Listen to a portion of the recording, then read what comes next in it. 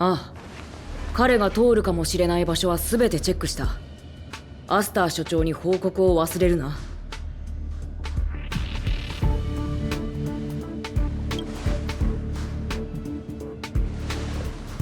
ベース部分以外の問題の後で処理するとして。ああ、貴様か。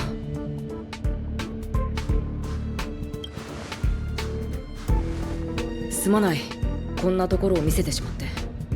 緊急の要請があってな。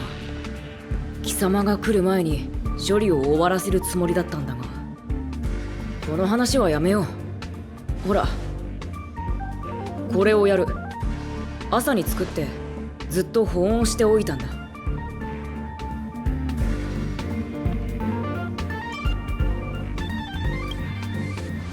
あ、嫌でなければ受け取ってくれ。何を送ろうか悩んでいたんだが、やっぱり自分の得意なものが一番だと思って。お嬢様はこれが好きなんだ。貴様にも気に入ってもらえたら嬉しい。周囲が騒がしくてすまない。ここはプレゼントを送るのにふさわしい場ではなかったな。本当ならもっと静かな場所で貴様の感想を聞きたかったんだが。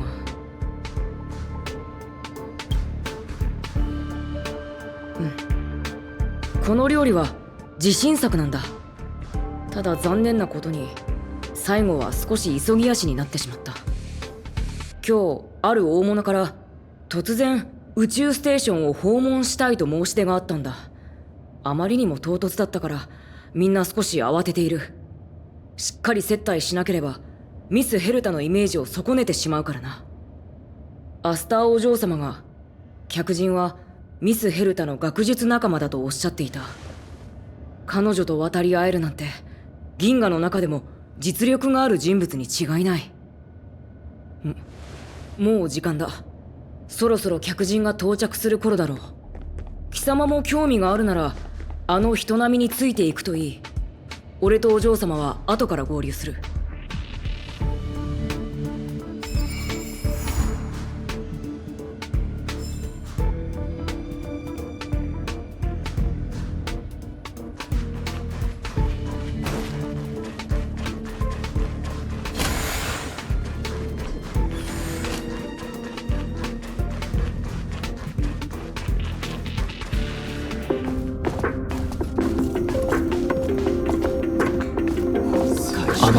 客人って。準備してちょうだい。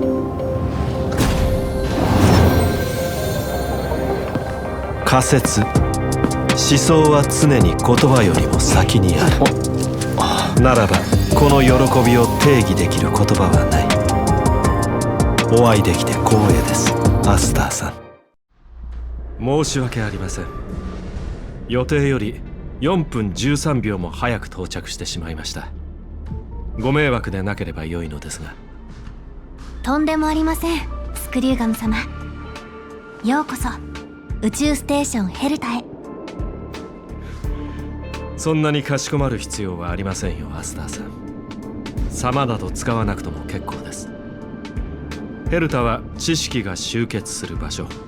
ここでは思想の平等を賛美しましょう。有機生命体の協力は実に奇妙で効率的だ。あなた方が宇宙ステーションを再建するスピードは私の推測よりもはるかに速い。ありがとうございます、スクリューガムさん。よろしければこのまま宇宙ステーションをご案内しましょうか。前回のサミットの後、シリコンベースマトリックスに基づくいくつかの新しい研究プロジェクトを立ち上げたんです。ぜひ案内していただきたいと言いたいところなのですが、ヘルタさんとの約束がありますので、そのサプライズは後で堪能させてください。ミス・ヘルタは彼女のオフィスにいるはずです。どうぞこちらへご案内します。はい。こちらの方は。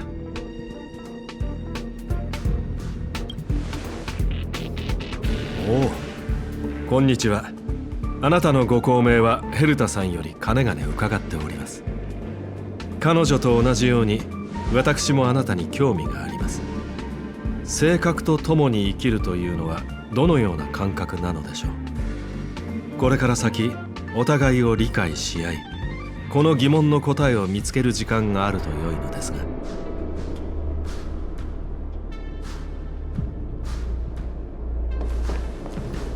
すまない。本当は貴様を案内しようと思っていたんだが、少し厳しそうだ。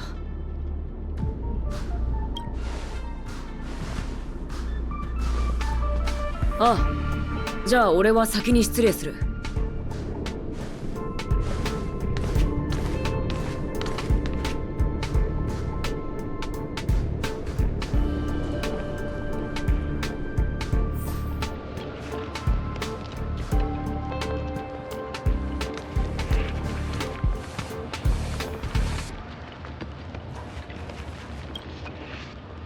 おかしいですね。この辺にあるはずなのに。まさかミス・ヘルタの肖像画の中に隠されているとか？おや、僕に何か用ですか？フロントならここを出てまっすぐ行ったところに。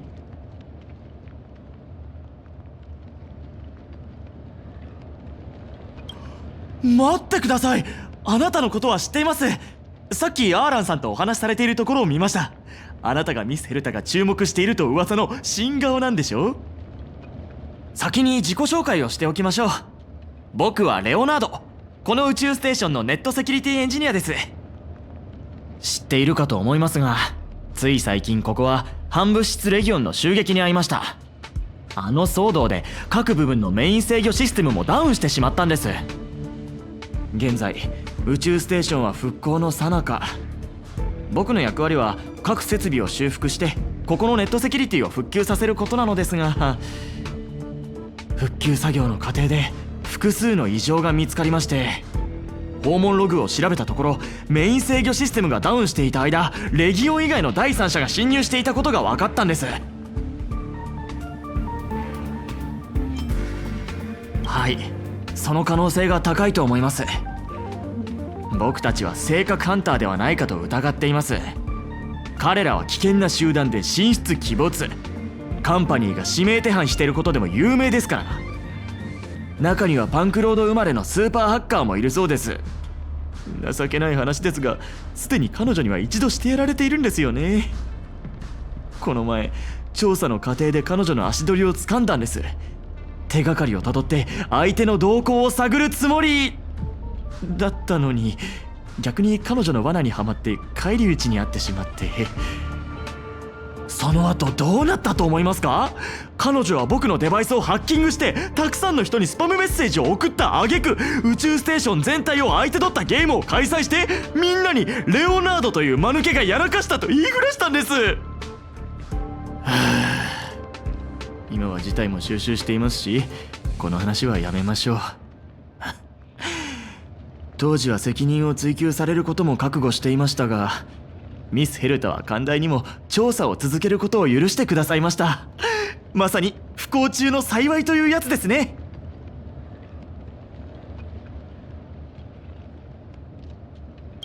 ありがとうございます。まあ僕も予想していなかったんですけどね。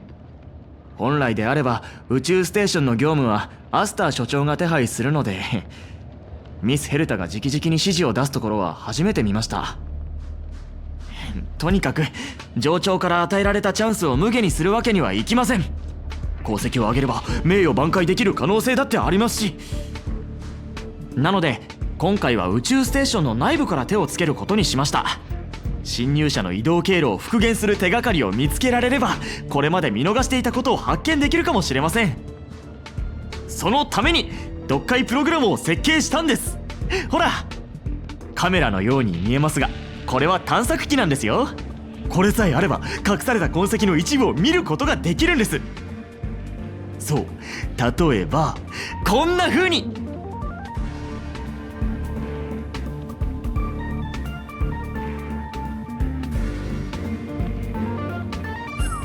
あとこれは一滴の水？僕には一滴の汗のように見えますが。信じられない。どうしてこんなものが宇宙ステーションに？いくらスタッフたちに考えがあったとしても壁に落書きをするとは思えません。ましてや一滴の汗なんて。これが僕たちの探している怪しい痕跡なのでしょうか？予想していたものとは少し違いますが、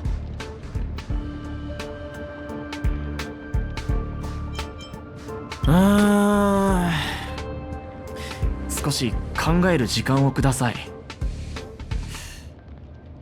あ、わかりました。これは電子落書きですよ。パンクロードのイメージとも一致しています。僕の推測が正しければこれには何らかの暗号化が施されているはず。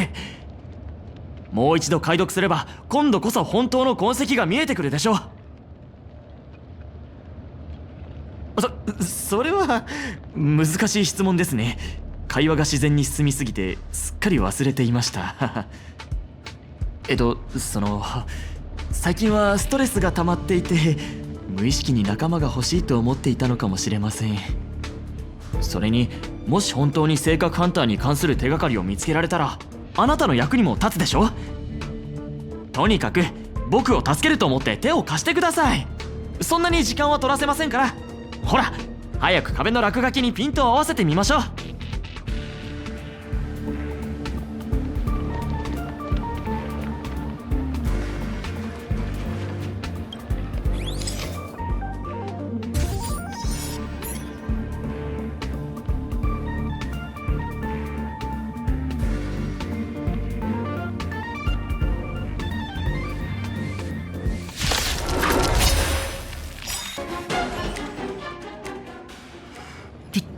びっくりした。見ましたか？ここから何か飛び出したと思ったらボイドレンジャーが現れました。でも見てください。僕が推測した通りこの落書きは暗号化されていました。解読すれば隠された情報を見ることができます。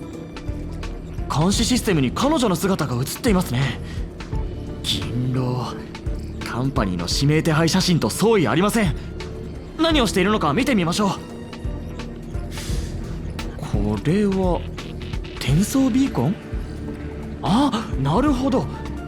おそらく彼女は侵入した際に反物質レギオンと衝突してしまいこのビーコンを使ってレギオンを別の場所に転送したのでしょう。さっきはうっかりビーコンを起動させて転送されたレギオンを呼び戻してしまったんですね。いやー驚きました。性格ハンターってこんなことまでできるんですか？ピアツーピアは動力源のサポートを必要としない。つまり計算だけでビーコン転送を実現したということ。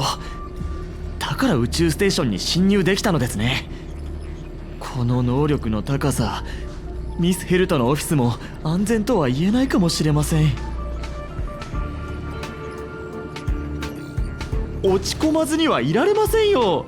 あなたがいなければ僕は今頃地面に転がっていたでしょう。だから僕にとってあなたと一緒に行動することは本当に大切なんです。近くに奇妙な信号があります。別の落書きかもしれません。ほら前にクエスチョンマークまでつけるなんて完全に僕たちをからかっていますね。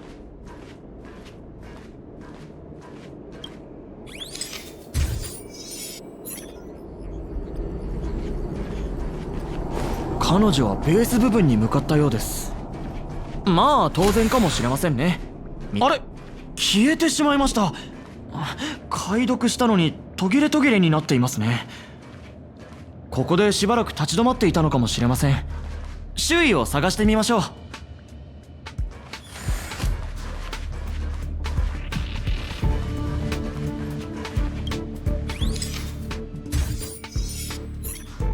今度こそ私を楽しませてくれる？ここまでの行動は本当に退屈だった。随分と余裕がありますね。器物のリストを見ているのでしょうか。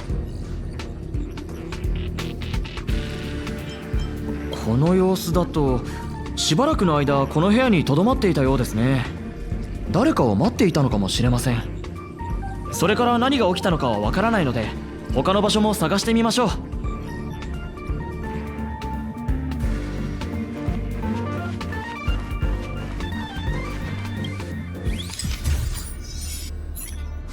じか。偽の身分データはもう登録してある。なるほど。自分が先に侵入して他の仲間が正面から入れるよう手配する典型的なハッカーの手口ですね。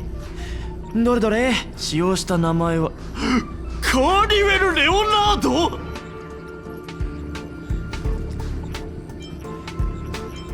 これは僕の名前です。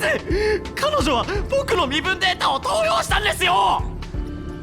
このログ、定期メンテナンスの時は気づきませんでした。自分の名前だからと無意識のうちに飛ばしてしまったのかも。なんて狡猾なんだ。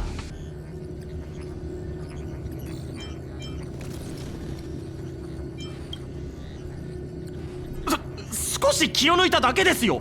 普通なら自分の名前を入念に確認したりしないでしょ。ほら、僕に非があるとは思いませんよね。ね。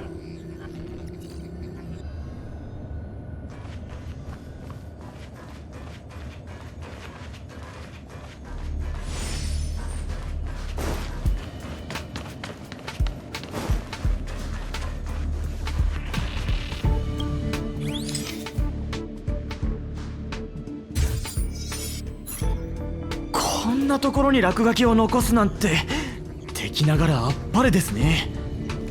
まるで彼女とゲームをしているような気分になります。少しずつ点と点がつながっていく。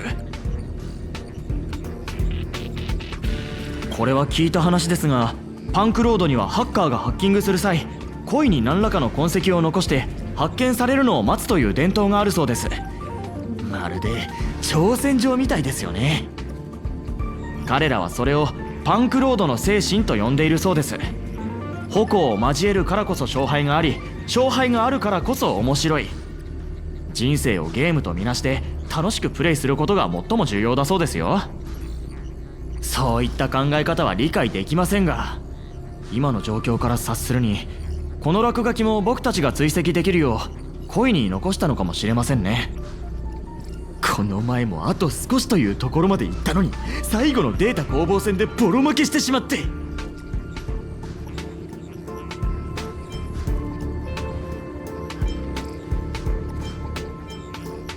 それは言わないでください。もう過去の失敗を引きずったりしません。気合を入れて今やるべきことをやりましょう。あ、彼女が先に進むようです。早く後を追いましょう。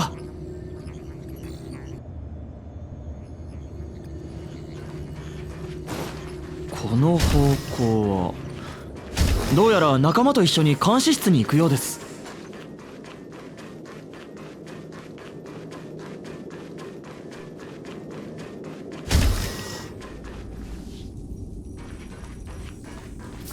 また落書き。一つとして同じ落書きがないなんて本当に芸が細かいですね。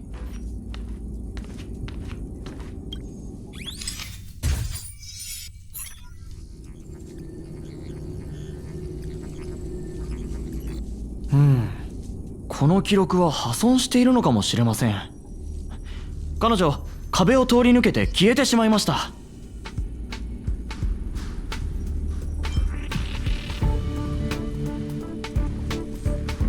その可能性は低いと思います。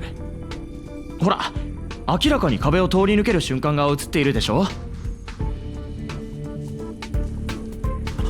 待ってください。わかりました。これはおそらく器物の効果です。きっとここにはデフォルトで設定されたフォールドスペースがあって、それを侵入者が見つけて利用したんですよ。通りでずっと器物のリストを見ていたわけだ。このスペースは性格の収容場所につながっているに違いありません。何か覚えていませんか？あなたはそこで性格を体内に入れられたのでしょ？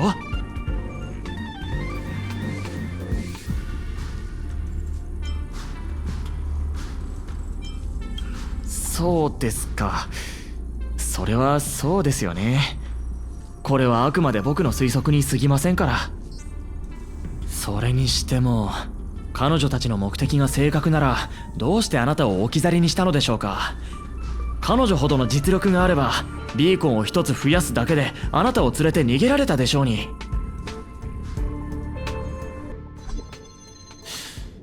おや、ここには落書きがない。困りましたね。手がかりが途切れてしまいました。どうにも理解できません。彼女は本当に何もせずにここを去ったのでしょうか。遠路はるばるやってきて何も持ち出さないどころか何も残さないなんて、性格ハンターってこんなにスマートなんですか？ああ、いえ、彼女たちはあなたを置いていったんでしたね。少し変に聞こえるかもしれませんが、僕が言いたいのは、見知らぬ場所で目を覚ますのはきっと辛いでしょうということです。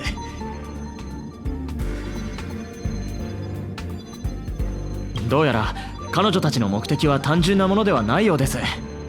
あなたの助けになるような手がかりが見つかるといいのですが、そうでなければただ時間を浪費させたことになってしまいますので申し訳が立ちません。口に出したせいで余計に不安になってきました。僕にもできることを探さないと。ここに採点銃がある。僕は一体何点を取れるのでしょうか。これを見てください。採点銃の収容場所に奇妙な訪問ログが残っています。時間はちょうどレギオンが侵入した頃ですね。スタッフたちは避難していたはずですから、これは彼女たちが残したログかもしれません。彼女たちは宇宙ステーションを離れたわけではなかった。あなたの体内に性格を入れた後、ここに残って採点銃で遊んでいたとか？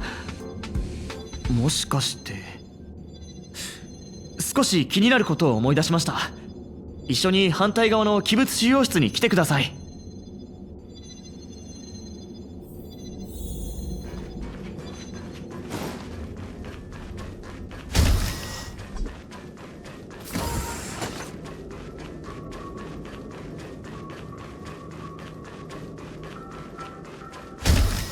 やっぱり彼女はここに来ています。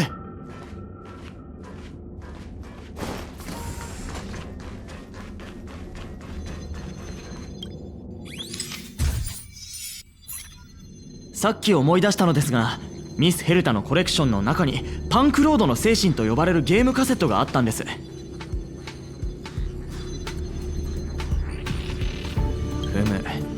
あなたも思い当たる節があるようですね。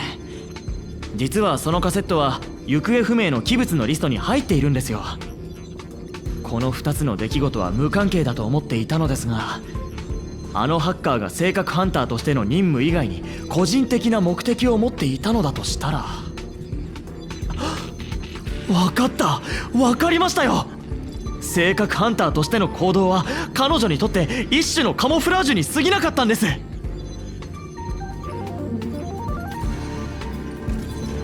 その通りです。彼女が器物のリストを気にしていたのも、任務完了後に宇宙ステーションにとどまっていたのも、器物が彼女の目的だったからに違いありません。性格ハンターとしての行動を僕たちが調査する際の目くらましにするなんて、すっごい。さすがはパンクロードの出身といったところでしょうか。ですが一つ気になる点があります。器物はミス・ヘルタが何よりも大切にしているもの。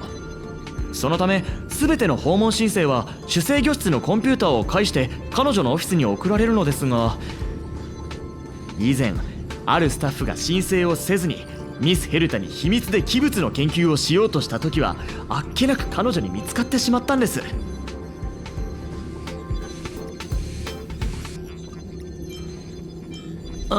答えにくい質問ですね。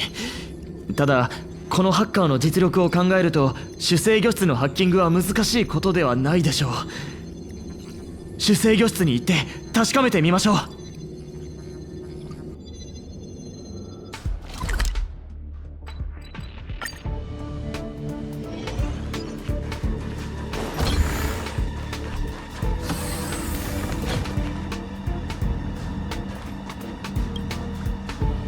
待って、動かないでください。宇宙ステーションのスクリーンを見るとゾクゾクしてしまいます。まずは僕に調べさせてください。なんてことだ。訪問ログだけでなく全ての端末の通信が遮断されています。以前はレギオンの仕業だと思っていたのですが、まずはやるべきことをやりましょう。でも少し変ですね。彼女は端末の通信を一時的に遮断したのにローカルデータには手を触れていないようです。全く理解できません。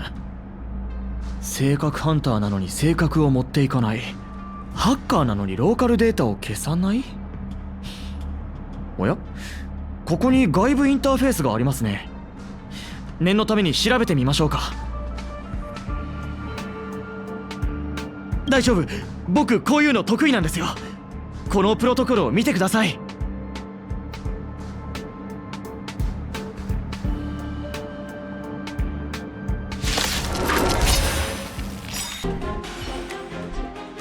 ほら、僕の言った通りでしょ。あのハッカーが残したローカルデータにはやっぱり何か仕込まれていた。今なら器物の出し入れ記録を調べられ。あれ、おかしいですね。この器物、宇宙ステーションから持ち出されていないみたいです。結論から言えばそうなりますね。記録によるとこの器物はミス・ヘルタのオフィスに持ち込まれた後に消えてしまったとしか。混乱してきました。銀狼は何がしたかったのでしょう。まさかこの落書きは本当に僕たちをからかうためのもの。いけない。こんな風に考えたら負けですね。たとえ最後の手がかりしか残っていなくても調査を続けなければ。さもないと僕の首が飛びかねません。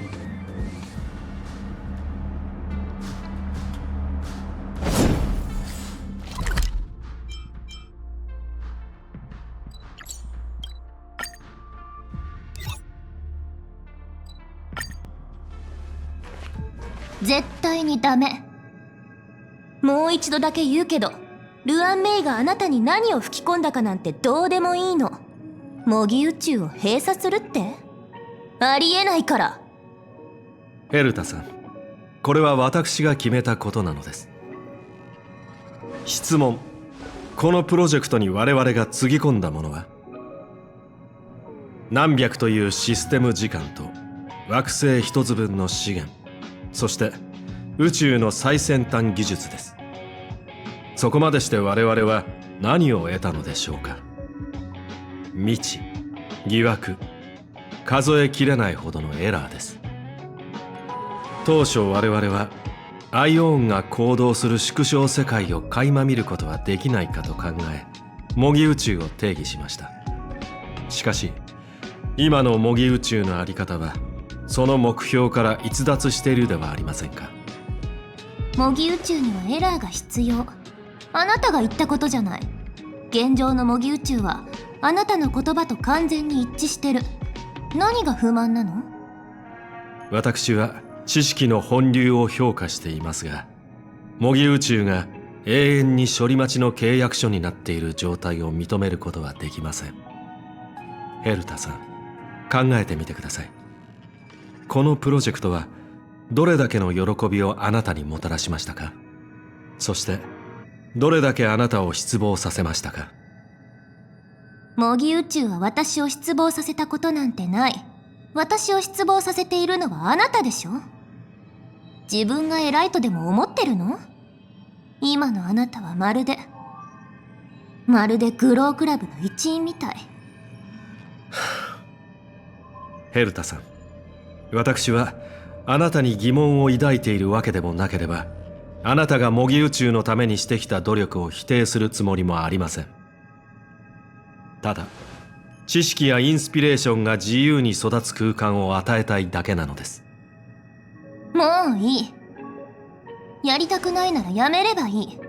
自分で残りの2人に話をつけてきて。あなたの技術も一緒に持って行ってね。別に惜しいものじゃないから。私はエイドリアン・テイラーやイプシロンの赤鼻の老人を探すことにする。博識学会に声をかけたっていい。少なくとも彼らは途中で投げ出したりしない。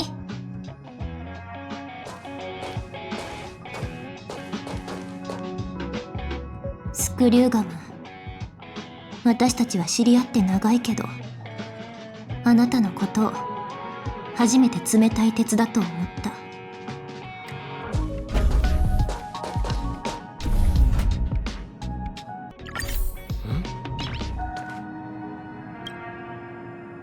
申し訳ありません。お恥ずかしいところを見せてしまいましたね。事の発端は私が一方的に学術協力を打ち切りたいと申し出たのです。誤解しないでください。私は彼女やプロジェクトに異論があるわけではありません。模擬宇宙は偉大な実験であり、ヘルタさんは紛れもない天才です。しかしながら長期にわたる研究の過程で意見が食い違うことが増えましてね。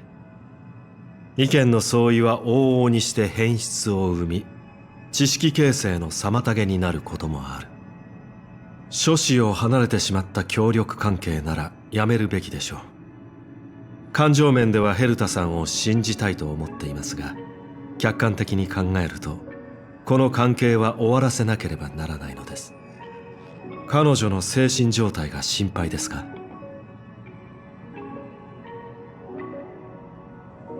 結論から言えば、正しい時期を選べなかったのは私の方です。有機生命体の感情は潮の満ち引きのようなもの。それを見極められなかった私が悪いのです。しばらく彼女を一人にしておきましょう。感情の波が落ち着けば、今後の話し合いもスムーズに進むでしょうから。あなたは模擬宇宙に用があってここに来たのですよね。それでしたら私でも助けになれると思います。なるほど。検索。密林の奥のかがり火、星々を指す孤独な石鹸。パンクロードの精神。友よ、それは普通の器物ではありません。それはとある巡回レンジャーが宇宙に向けて書いたラブレターです。あなたはパンクロードについてどのくらい知っていますか？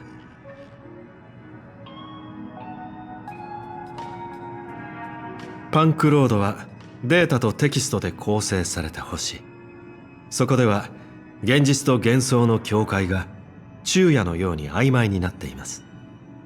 そしてパンクロードのハッカーたちが現実を編集するためのチップ、エーテルカセットには彼らの世界を認識し、それを書き換える方法が記録されているのです。エーテルカセットはハッカーの生命の記録であり、存在の証明でもある。この宇宙ステーションに収容されているカセットは伝説と謳われた人物のものでした。とある起源によって巡回レンジャーとなった彼は、長い年月をかけて広い宇宙を縦横無尽に駆け巡り、多くの奇人や奇妙な出来事を目の当たりにしました。その中にはカンパニーや博識学会が記録していない内容も含まれています。だからこそそれは模擬宇宙の膨大な演算資料の一部となっているのです。心配は無用です、友よ。このカセットは宇宙ステーションを離れたりしていません。先ほども少し触れましたが、模擬宇宙にとってあれは重要な参考資料。そのため中のデータは抽出され、宇宙モデルの演算に組み込まれています。おそらくですが、これはヘルタさんが気まぐれに決めたことなのでしょう。誰にも知らせなかったために、カセットは行方不明のリストに加えられてしまったのです。あなたの心配もわかります。相手がヘルタさんのオフィスに侵入しようとしたのなら、まず間違いなく模擬宇宙が次のターゲットでしょう。ですので、あなたさえよろしければ、私も今回の調査に少しばかり貢献させてください。ご存知のように、模擬宇宙は一時的に閉鎖される予定です。私とヘルタさんが明確な結論を導き出すまで、その閉鎖は続き、再起動されることはありません。そう、今がカセットのデータを調べる最後のチャンスなのです。私は模擬宇宙における自身の特異性を生かして、あなた方にできる限りのサポートを提供しましょう。これは模擬宇宙を一方的に閉鎖することに対する謝罪の意でもあります。以上が私の提案です。どうかご検討ください。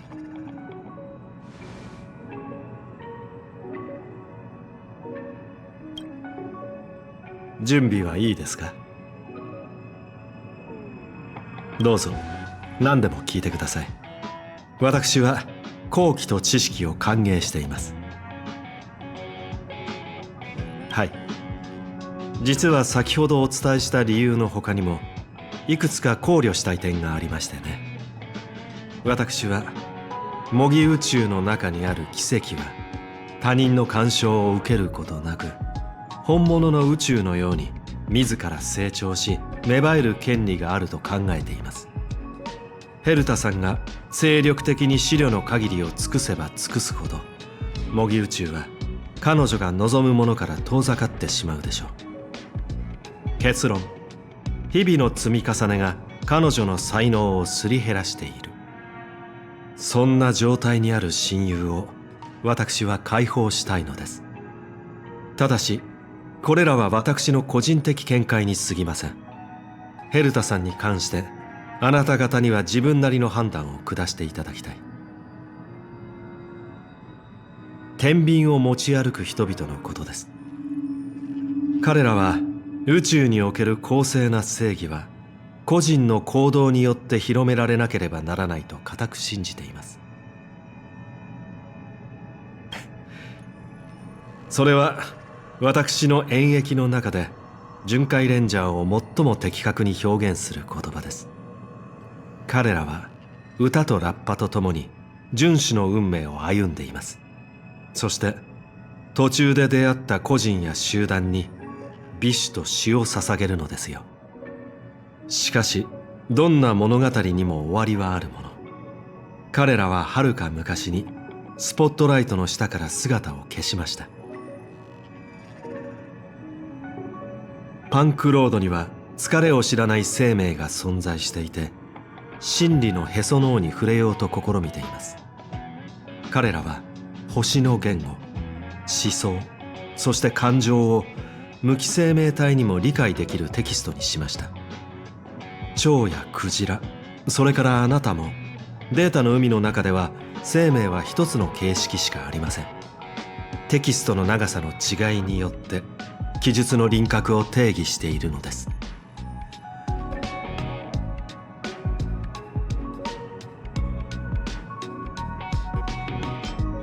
有機生命体の喜怒哀楽もある種のデータの表現形式に過ぎないのかもしれない。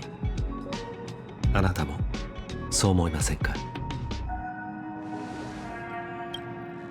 はい、行きましょう。今回は通常とは異なる方法であなたを模擬宇宙に送り込むので、いつもとは違う感覚がするかもしれません。これにより我々は模擬宇宙の膨大なデータの中から素早くカセットの位置を特定することができます。このデータリンクから始めましょう。意識を潜らせる準備をしてください。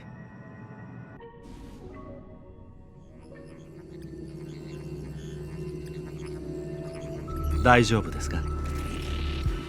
現在あなたはエーテルカセットがあるデータリンクの中にいます。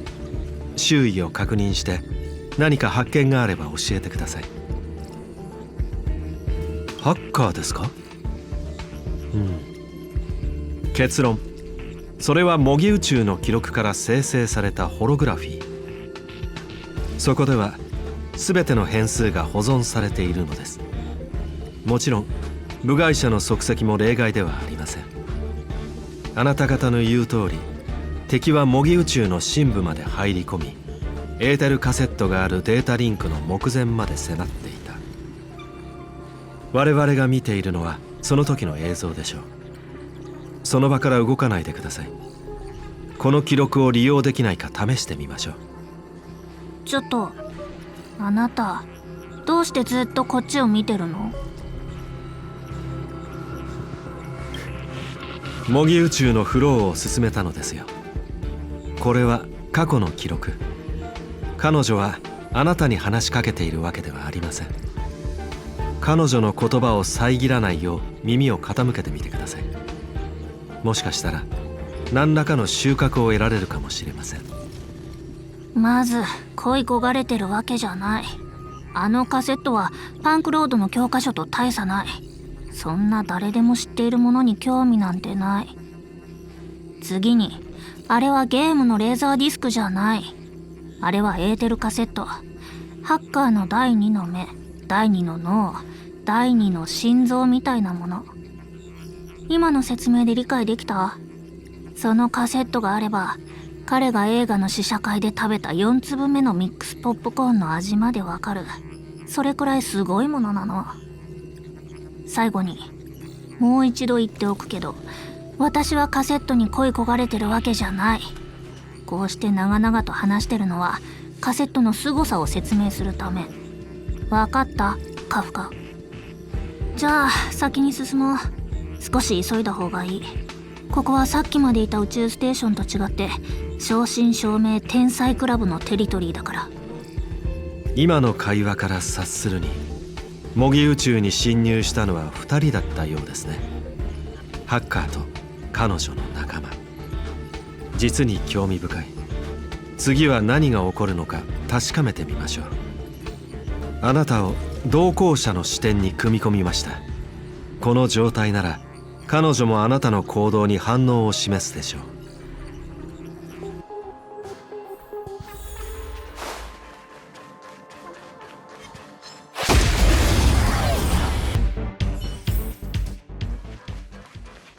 いや、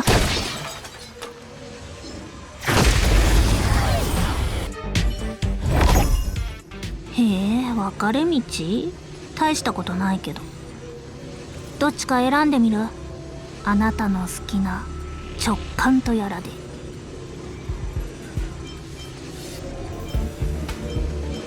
はい、これは紛れもない映像記録です。ブッブー、正解は右側でした。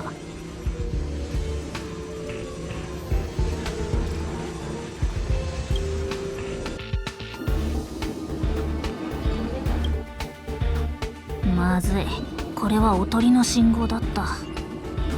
ヘルタのやつ、こんなものを模擬宇宙に設置するなんて、自分が資料を探すときに面倒だと思わないわけ？まあいいや、これは私の計算ミス。セクターを変えて試してみよう。彼女は正しい道を進んでいます。ただまだ道の途中にいるだけ。しばらくすれば彼女もそのことに気がつくでしょう。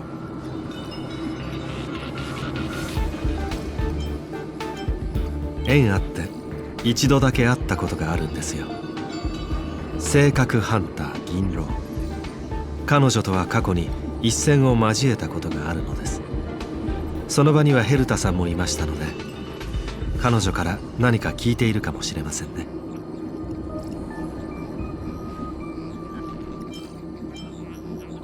あれは勝負というより敵情視察に近かったと記憶しています。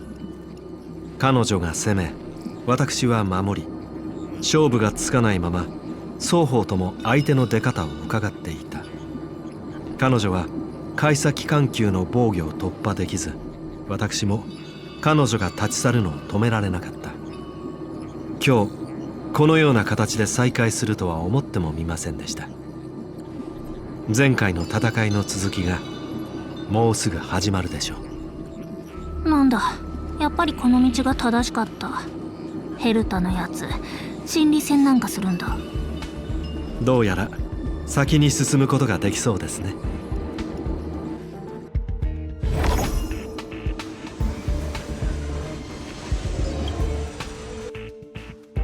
うわ、また宇宙ステーションに戻ってきた。それにこれって謎解き？スキップしちゃおう。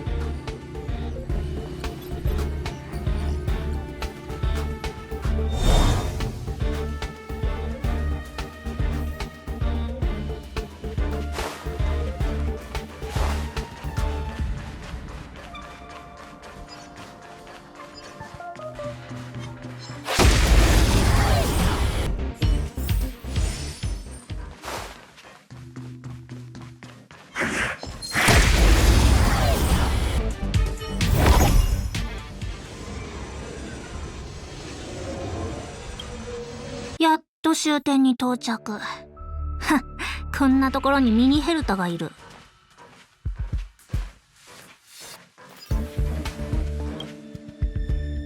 もしかしなくてもヘルタってナルシスト？宇宙ステーションの至る所に彼女がいる。肖像画、彫刻、それに大量の投影まで。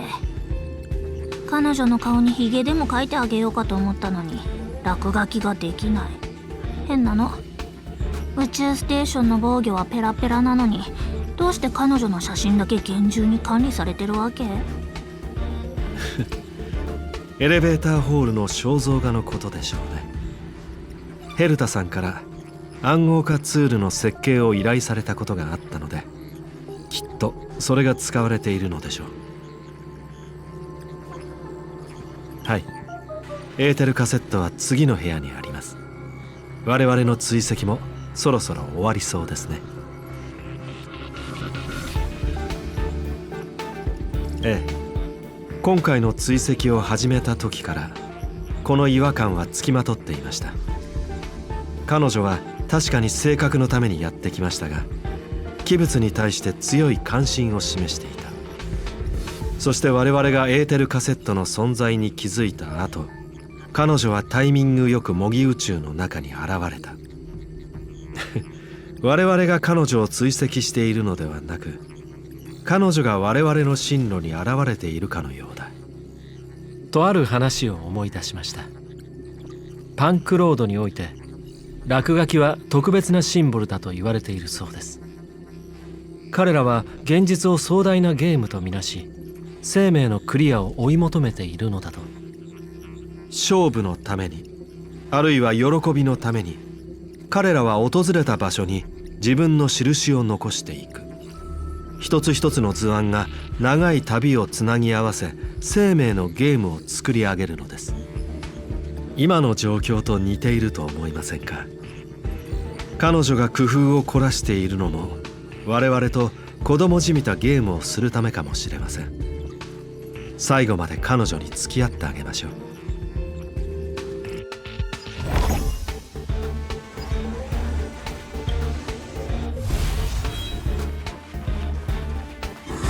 100%逆転できは。ご覧ください。ついに見つけました。エーテルカセットは無傷でここに存在しています。それはもちろんこの状況にそぐわない第三者がいるからでしょうね。私たちが見ている銀狼が過去の映像だとすると、彼女はここにたどり着けなかったはずです。そうでなければカセットが無事であるはずがありません。つまり仮説と事実が矛盾しているということです。私が思うに、彼女はヘルタさんのオフィスに侵入したものの、長くとどまったりはしなかったのでしょう。模擬宇宙の膨大なデータが相手では、どれほど優秀なハッカーであっても短時間でターゲットを見つけることは不可能。ただし優秀なガイドがいる場合を除いて。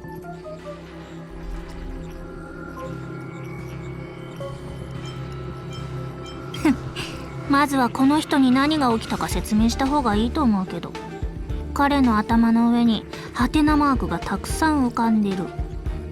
いいですか？結論はあなたの目の前にある。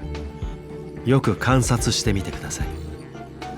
今日は時間がたっぷりありますので、あなたの質問には何でも答えましょう。ご明察。あなたの目の前にいるのが本日の主役です。彼女はオフィスにバックドアを残していたのでしょう。そしてあなたが模擬宇宙に入ったと同時にハッキングを行い、何らかの方法で我々に同行した。優れた役者だと言わざるを得ませんね。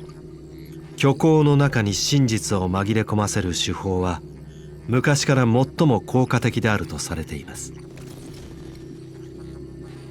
落書きはデータの双方向通信路のようなものだと思ってください。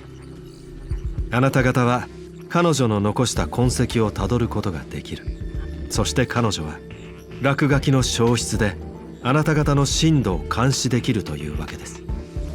おそらく宇宙ステーションに侵入した時にはすでに今回の計画を練っていたのでしょう。落書きを配置したのもバックドアを残したのもチャンスが訪れるのを待つためだったのです。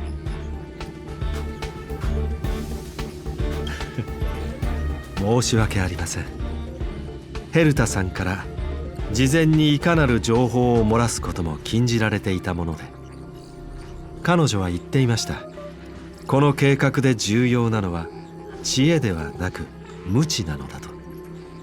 しかし私が思うに最も重要なのは執念と誠実さでしょう。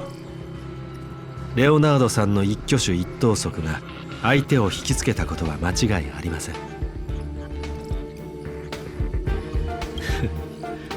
それでこたびの模擬宇宙の旅はご満足いただけましたか、ミス銀狼？ふーん、あなたとっくに気づいてたんだ。やっぱりあなたを欺くのは簡単じゃないみたい。道中のつまらないおしゃべりもどうせ私に聞かせるためだったんでしょ。再びあなたと渡り合えたこと、とても光栄に思います。ヘルタさんはこのカセットで銀河の大物を釣り上げられると言っていましたが、彼女の判断は常に的確ですね。つまりなんちゃら宇宙を閉鎖するのもヘルタと口喧嘩したのも私を懲らしめるための演技だったってこと？どう受け取るかはあなた次第です。ただ私とヘルタさんは率直にものを言うたちですし、あの程度の意見交換は日常茶飯事ですから、あれを演技と言い切ってしまうのは少し不適切かもしれません。ミス銀狼は才能あるハッカー。彼女は全てを計算して変数に対する備えを残しておいたのです。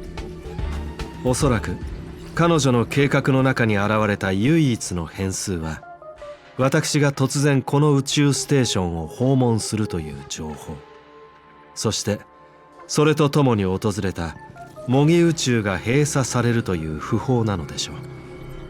これでは彼女の計画が台無しになってしまいます。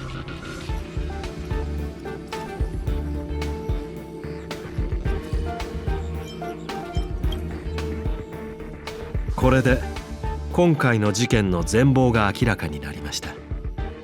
全貌？違う。あなたは一番大事なところを誤解してる。私はリスクを冒すしかなかったんじゃなくて、自分から望んでやったの。スクリューガム、あなたが現れた瞬間、私がどれだけ興奮したかわかる？互角に戦ったライバル。こんなにワクワクするのは久しぶりだった。レギオンは原始人だし、カンパニーも物足りない。クラブだけが私を楽しませてくれる。現実はゲームに過ぎないのに、楽しくなかったら意味がないでしょ。2人の天才が手を取り合って私に招待状と挑戦状をくれた。断るわけにはいかない。あなたなら断れる？あなたは逃げ切れると確信しているのですね。その通り。ちなみにこれも一緒に持っていく予定。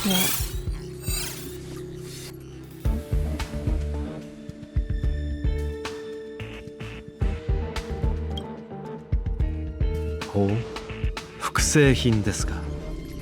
会話の最中にコピーしたのですか。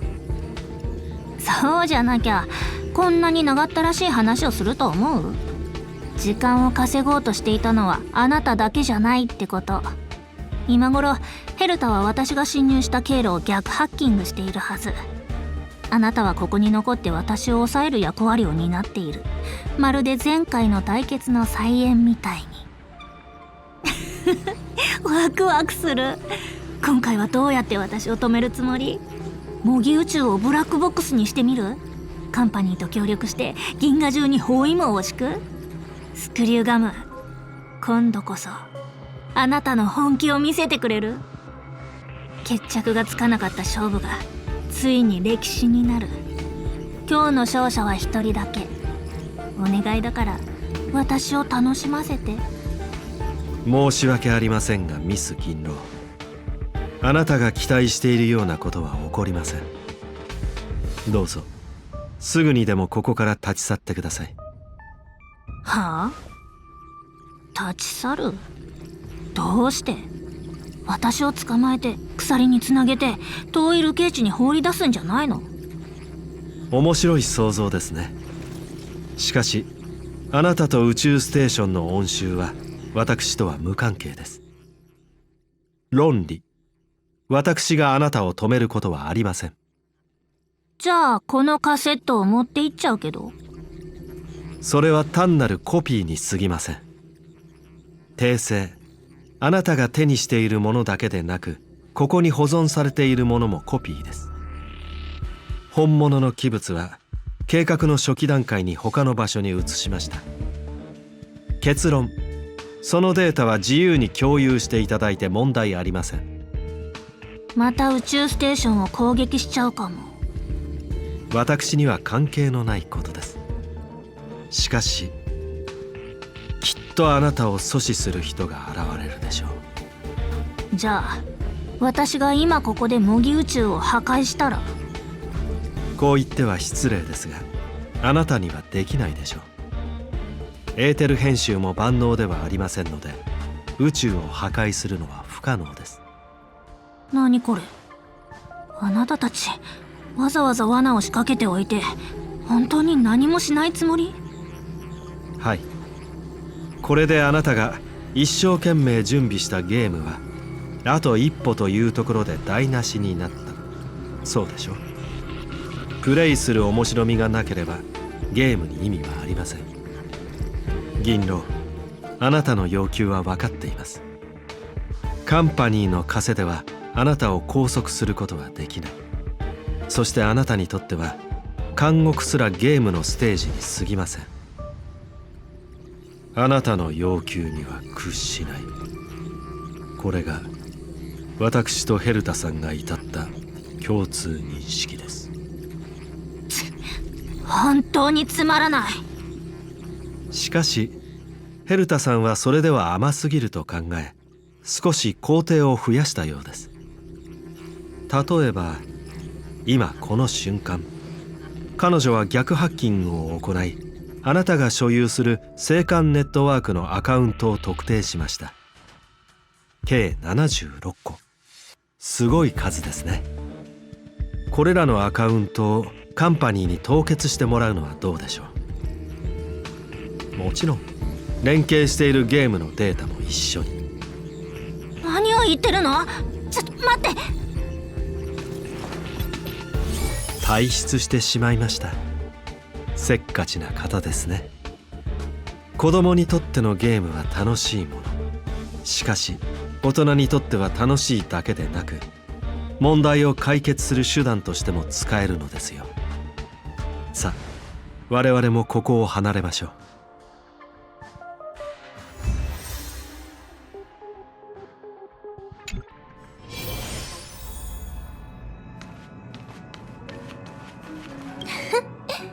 完全勝利。どうお子ちゃま、これで私の凄さが分かったでしょ？もちろん宇宙ステーションのことはどうでもいいけど、私に喧嘩を売る人には100倍にして返さないと。もうカンパニーにあいつのアカウントを全部凍結してもらったんだ。あの小娘、今頃パソコンを抱えて泣いてるかもね。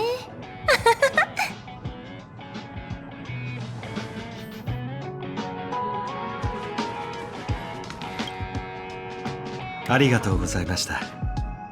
今回の勝利はあなたとレオナードさんがいなければ実現しなかったでしょう。今回の件について他に質問はありますか？彼女のターゲットは一貫してエーテルカセットでした。ただその過程で私とヘルタさんに勝ちたいという思いが生まれたのでしょう。複雑な謎解きも一見無駄に思える配置も彼女にとってはゲームの一環なのでしょうね。銀狼が残したバックドアのことでしたら、オフィスの中にある一つを除いて全て削除されました。ご安心ください。宇宙ステーションはそれほど脆弱ではありません。宇宙大戦争も今回の件もヘルタさんの計画のうちなのです。どうぞ何でも聞いてください。もちろんそんなことはしませんよ。私とヘルタさんは研鑽の方向性こそ異なりますが、模擬宇宙が我々の共通したテーマであることは紛れもない事実ですから。しばらくは宇宙ステーションに滞在し、新しい宇宙の分岐がどのような驚きをもたらすのか間近で見ていようと思います。その答えは一つだけではありません。宇宙は人によって全く異なる意味を持っているのです。感情が交錯する有機生命体にとっては、季節が移ろう中の落ち葉、あるいは時間によって刻まれた体のシワかもしれません。本能に従うスウォームにとっては、複眼に映る新鮮な肉、あるいは髄を味わいたいという興奮と渇望かもしれません。そして私にとっては、テキストになってもなお人の心を揺さぶる情景、あなた方が感情と呼ぶ偉大なるものなのです。ああ、それから宇宙の存在意義の答えは2桁の数字に過ぎないという説も聞いたことがありますね。レアのガトルステーキ、カリア工房の塩蒸し焼き、ヘルマン成分調整牛乳、そしてとある少年が用意してくれたチャーハンの予定です。私が必要とするのはエネルギーのみ。そしてその摂取方法はあなた方と同じです。効率のために食の楽しみを放棄するつもりはありません。もちろん多少の潤滑剤は必要ですが。我々の終点は異なるかもしれませんが、それでも無数のレールが交わることはあるでしょう。知識を求めることこそ開拓における最良の助けとなるのです。ミス・ヘルタが僕に調査を続けるように言ったのはヘビをおびき出すためだったんですか。彼女は最初から宇宙ステーションにハッカーが残した罠があることを知っていたんですね。実はさっきミス・ヘルタからいいんじゃないと言われたんです。想像できますか？ミス・ヘルタに認められるなんて一生の思い出になることですよ。これで首を心配する必要もなくなりました。これで事件も一段落しました。さあ、最後のバックドアを閉めましょう。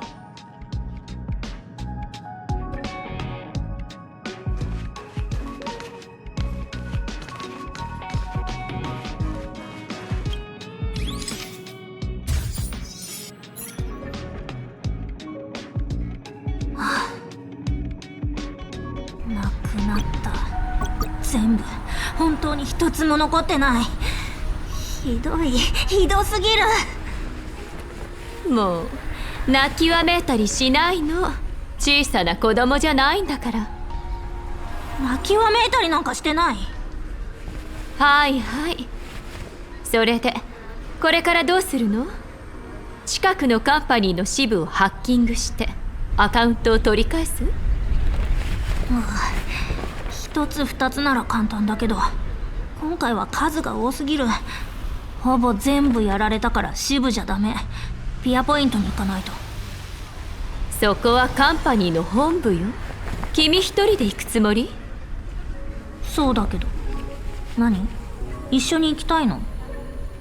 それは無理ね。忘れた？エリオの次の脚本には私が登場するの。ああ、そうだった。あの脚本は私には向いてない。そっちは頑張って。君もピアポイントで楽しめるといいわね。安心して、もう考えがあるの。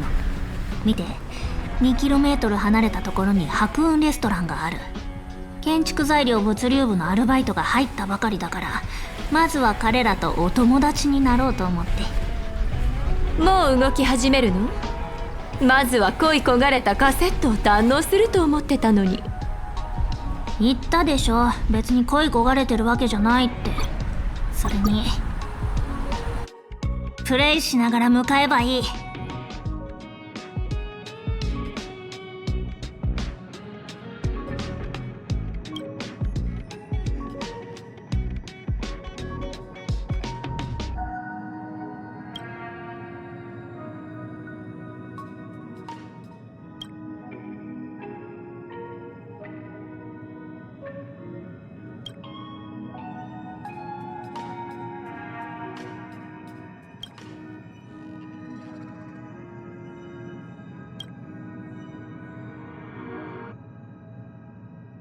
ゲームは遊ぶためにある。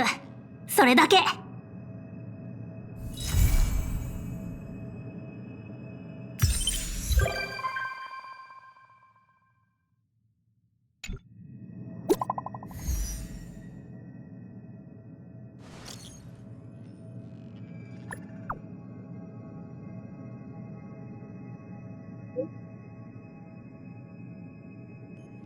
うん。